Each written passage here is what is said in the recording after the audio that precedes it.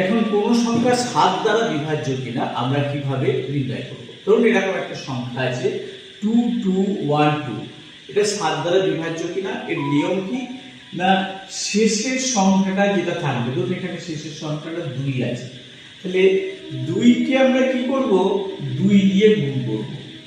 এবার 2 এর জায়গায় যদি 3 থাকতো তাহলে 3 * 2 করতাম, যদি 4 থাকতো 4 * 2 করতাম।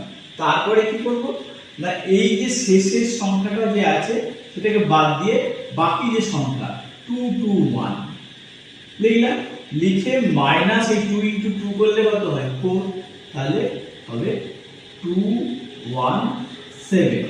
এই 217 7 দ্বারা বিভাজ্য, 3 × 7 = 21, 7 × 7, তাহলে এই সংখ্যাটাও 7 দিয়ে বিভাজ্য।